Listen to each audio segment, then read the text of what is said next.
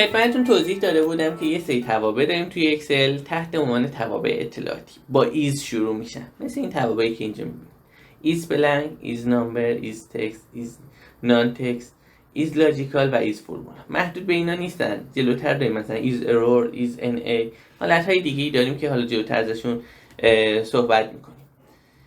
اینها کارشون اینه که یه ورودی میگیرن، بر اساس اون ورودی نتیجهش ترو یا فالس میشه. ایز بلنک رو در موردش صحبت کردیم، نتیجهش زمانی ترو میشه که اون ورودی، اون سلول خالی باشه. ایز بلنک، این سلول همین یه ورودی هم بیشتر نمیگه.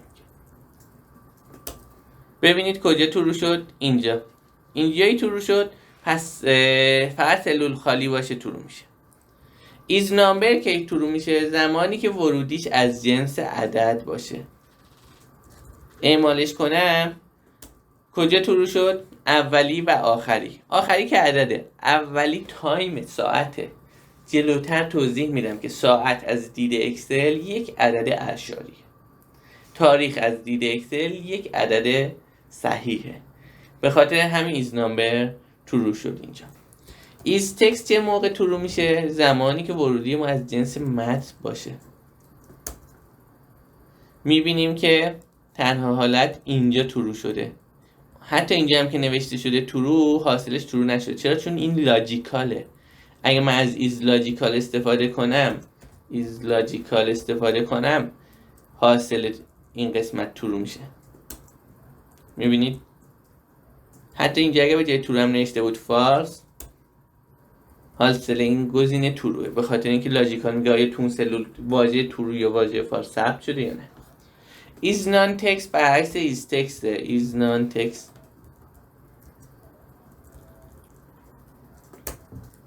برعکس ایز تکسته. جاهایی که متن ثبت شده رو فالس میده، بقیه جاها ترو به ما میده. و ایز فرمول اگه داخل اون سلول فرمول باشه ترو به ما میده، مثل این سلول ایز فرمولا، مثل این سلول. اما اگه داخل اون سلول به جای فرمولی عبارتی ثبت شده باشه، نتیجه ایز فرمولا هم فالس میشه. اینجا ما دو تا تابع دیگه داریم به نام ایز ان ای و ایز ارور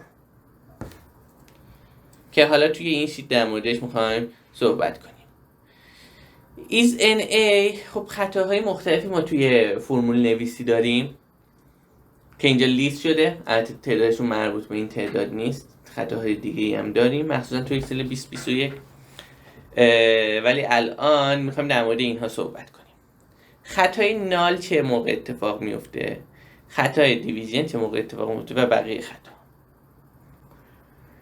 نکته‌ای که وجود داره، حالا جدای از این که این خطاها چه موقع اتفاق میفته، ما 3 تا تابع برای ارزیابی این خطاها داریم. ببینیم اینها چطوری در واقع این کار رو انجام میده. ایز ارور، اگه توی یه سلول حاصل خطا باشه میتونیم با ایز ارور اون رو شناسایی کنیم. اینجا اگه متن باشه نتیجه ایز ارور فالس میشه، اما اگه متن نباشه و خطا باشه اینجا حاصل ایز ارور ترو میشه. کجا کاربرد داره؟ فرض کنید اینجا یک سری عدد داریم، من میام اوریج حساب میکنم. اوریج اینت، اگر این عددها هنوز ثبت نشده باشن چه اتفاقی میفته؟ حاصل اوریج خطای تقسیم بر صفره، دیواید صفره.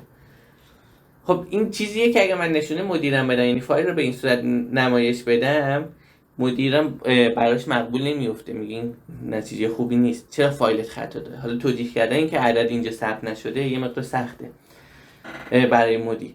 به خاطر همین ترجیح میدم بگم که اگر نتیجه قرار خطا باشه چیزی نشون داده نشه، نتیجه خطا رو مدیرم نبینه. این رو اینجوری تعریفش میکنم: ایز ارور با ایز ارور میام حسابش میکنیم. اینتر تروه، پس میام فرمول اینجوری می‌نویسم: اگر حاصل این ترو بود یعنی خطا بود، حاصل این محاسبات، بلنک بذار. اگه خطا نبود چی؟ دوباره همون محاسبات رو مجبورم بنویسم. این محاسبات رو تکرار کن. اینتر. الان ببینید اگه عدد باشه اوریج میگیره، اما اگه عدد نباشه دیگه خطا به من نشون نمیده، بلنک نشون میده. is error همه خطاها رو شامل میشه، اما is NA فقط خطای NA رو شامل میشه. NA یه مقدار فرق میکنه با بقیه خطاها. اگر نگاه کنید انتهای همه خطاها یا علامت تعجب یا علامت سواله، اما NA انتهاش چیزی نیست، به خاطر اینکه یه جورایی NA یا خطا نمیشه در نظر گرفت. NA در واقع not available، یعنی اون داره‌ای که دنبالش میگردید، مثلا دنبال علی میگردید توی دیتابیس، وجود نداره، به شما NA نمایش میده. فرمول درست نوشته شده، ورودی ها درست هستن، اون داده توی دیتابیس وجود نداشته. ما زمانی که با خطای نیم مواجه میشیم اسم فرمول یا اسم محدوده رو اشتباه نوشتیم، پس یه جایی رو ما اشتباه وارد کردیم. ولی توی NA در واقع ما خطایی نکردیم، دیتابیس کاملا.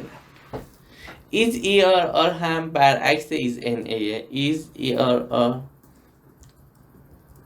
میبینید که برای همه خطاها حاصلش میشه true، غیر از خطای NA، غیر از NA حاصلش میشه false.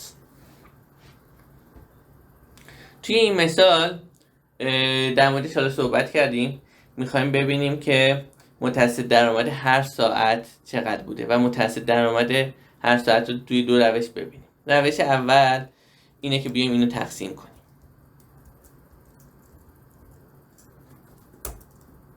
میبینید که بعضی جاها خطاه دیگه. اینجا تقسیم بر صفره، اینجا به خاطر اینکه متن نوشتیم خطای ولیوه چون جنس ورودی اشتباه.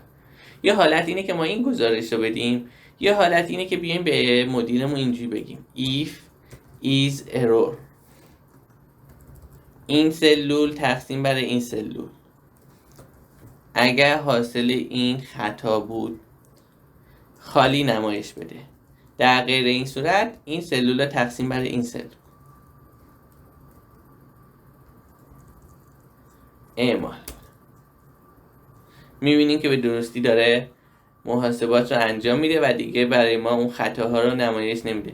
میتونم به جای اینکه خالی بذاره بگم دبل کوتیشن خط تیر دبل کوتیشن، به این صورت برای ما به جای خالی خط تیر گذاشت. اما کنار این ترکیب اینقدر این ترکیب کاربردی بود if is error که اومدن توی ورژن 2013 اکسل یه دونه تابع تعریف کردن به نام تابع if error، یعنی این دو تا تابع رو اتوماتیک ترکیب کردن برای اینکه جلوگیری کنن کاربر زیاد داده تکراری وارد نکنه. نگاه کنید همیشه توی این ترکیب چیزی که توی is error میاد با این چیزی که این انتها میاد 99% یکسانه. به خاطر همین اومدن این رو ترکیب رو اصلاح کردن، اومدن یه تابعی ساختن به نام تابع if error.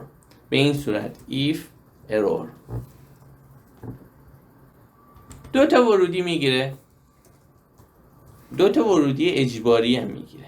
همیشه هم ورودی اول رو محاسبه میکنه، اما اگه نتیجه ورودی اول خطا بود میاد ورودی دوم رو نشون میده. به عبارت دیگه همیشه میاد C3 رو به D3 تقسیم میکنه.